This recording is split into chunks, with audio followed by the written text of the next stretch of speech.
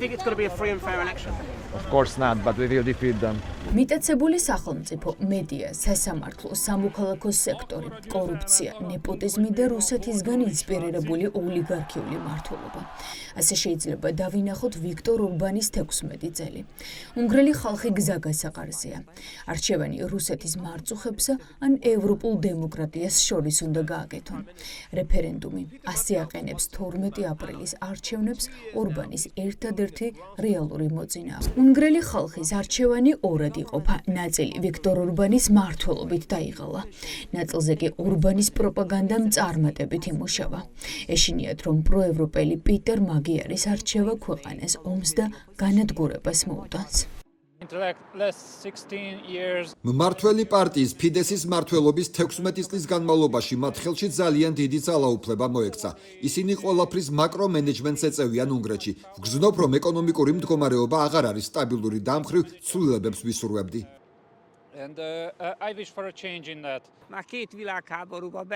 ამ უიღბლო ქვეყანამ უკვე გადაიტანა ორი მსოფლიო ომი. მოდით მესამეშიც ნუჩავებნებით. სანამ ვიქტორ ორბანია პრემიერ-მინისტრი, შეგვიძლია დარწმუნებულნი ვიყოთ, რომ ამ საშინელებას თავიდან ავიცილებთ.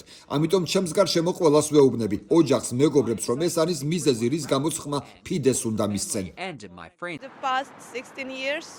ბოლო 16 წელი სავსე იყო კორუფციით, ტყუილებითა და უნგრელი ხალხის ღალატით. ვფიქრობ, ისინი ზედმეტად დიდხანს დარჩნენ ხელისუფლებაში და ცვლილებები აუცილებელია. მათ ვისაც ვიქტორ ორბანის გადარჩევა უნდათ, ყველაზე ხშირად ორბანის მმართველობაზე საუბრის დროს კორუფცია ახსენდებათ. კორუფციის კვალი ყველაზე ხშირად ორბანის ოჯახთან მიდის. უნგრეთის ლიდერმა წლების განმავლობაში შექმნა სისტემა, რითაც უბრალო ხელოსანს შეუძლია ქვეყნის უმდიდრესი ადამიანი გახდეს. ეს ორბანის ბავშვობის მეგობარია. ლორენც მეცაროში უმდიდრესი ქონება მასზე მორგებული სახელმწიფო ტენდერებით დააგროვა. ჩვენ არ გვაქვს საქმე უბრალო კორუფციასთან. ეს არის სისტემა, რომელიც სპეციალურად იმისთვის შეიქმნა, რომ ევროკავშირის ფონდები და სახელმწიფო რესურსები პრემიერ-მინისტრის გარემოცვის ხელში აღმოჩნდეს. როდესაც მე ამ კონკრეტულ ფაქტებს ვაქვეყნებ, მათთვის ხელისუფლებისთვის საშიში ვხდები. სწორედ ამიტომ მithვალთვალებენ და ცდილობენ ჩემს დაშინებას ან ცილისწამებას. მაგრამ თუ ჩვენ არ ვამხილეთ ეს სქემები, უნგრეთში დემოკრატიის ნატამალიც აღარ დარჩება.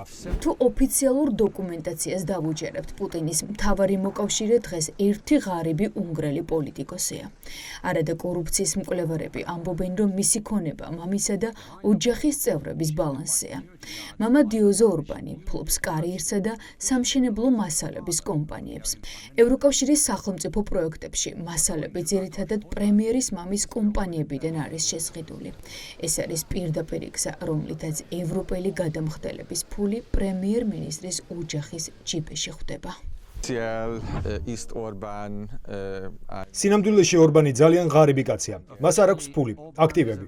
მისი ქონება სხვა ადამიანების, ოჯახისა და მეგობრების ხელშია. ჩვენ ამ სიმდიდრის მხოლოდ შეფასება შეგვიძლია, მაგრამ ერთი რამ აშკარაა. აქტივები, რომელიც სააშკარაოზეა რამდენიმე მილიარდი ევროს ღირებულებისაა. სამთავრობო კონტრაქტებით გამდიდრდა ვიქტორ ორბანის სიძეც. ის ფლობს მრავალ უძრავ ქონებას ქვეყნის პრესტიჟულ ადგილებში. მათ შორისაა ცნობილი სასტუმრო გელერტი, რომელიც პირდაპირ დუნაისპირას ბუდაპეშტის ცენტრში მდებარეობს. ვიქტორ ორბანმა შექმნა მექანიზმი, სადაც სახელმწიფო ინტერესი და მისი ოჯახის ფინანსური ინტერესი ერთმანეთშია გადაჯაჭვული. ევროპის თანამედროვე ისტორიის მანძილზე უნგრეთში ყველაზე მნიშვნელოვანი არჩევნები ტარდება. ვიქტორ ორბანის წინააღმდეგობრივმა პოლიტიკამ და კრემლთან მჭიდრო კავშირებმა ევროკავშირის პოლიტიკა მოწყვლადი გახადა. განსაკუთრებით მას შემდეგ, რაც ცნობილი გახდა, რომ ვიქტორ ორბანის მთავრობა ევროკავშირში პუტინის სასარგებლოდ ჯაშუშობდა. ორბანის პასუხისმგებლობის საკითხს ევროპულ საბჭოში 26 ქვეყანა დააყენებს. საგამოძიებო ჟურნალისტიკის ის დამატებითი მასალა, რომელსაც თქვენ ახსენებთ, ხაზს უსვამს შემაშფოთებელ შესაძლებლობას, რომ წევრი ქვეყნის მთავრობა კოორდინაციას უწევდეს რუსეთს და ამგვარად აქტიურად მოქმედებდეს ევროკავშირისა და მისი ყველა მოქალაქის უსაფრთხოებისა და ინტერესების წინააღმდეგ. აქედან გამომდინარე, ეს უკიდურესად შემაშფოთებელია და შესაბამისი წევრი ქვეყნის მთავრობის მოვალეობაა დაუყოვნებლივ წარმოადგინოს განმარტება. პრეზიდენტი ამ საკითხს ლიდერების დონეზეც წამოჭრის. ვიქტორ ორბანმა და მისმა მთავრობამ ბრიუსელში ნდობა სრულად დაკარგა.